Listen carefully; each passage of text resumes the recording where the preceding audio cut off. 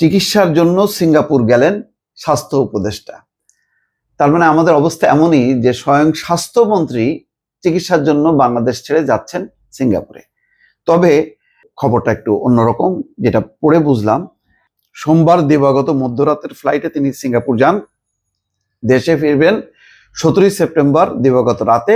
স্বাস্থ্য উপদেষ্টার একান্ত সচিব ডক্টর মঞ্জুরুল ইসলাম এই তথ্য নিশ্চিত করেছেন। জানা গেছে স্বাস্থ্য উপদেষ্টা নূরজাহান বেগম ক্যান্সারের রোগী, তিনি প্রায় চিকিৎসা করাতে সিঙ্গাপুর যান। তার মানে আগে থেকে তিনি সিঙ্গাপুরে যেতেন, সেই ধারাবাহিকতায় তিনি যাচ্ছেন।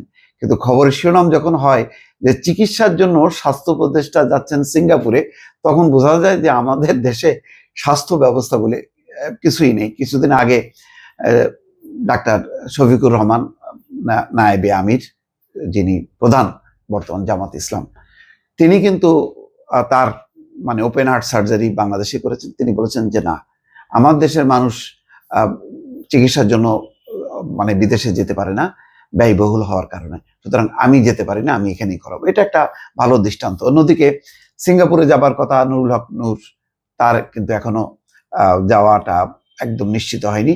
ফলে এ নিয়ে দলের মধ্যে ক্ষোভও আছে। দর্শক।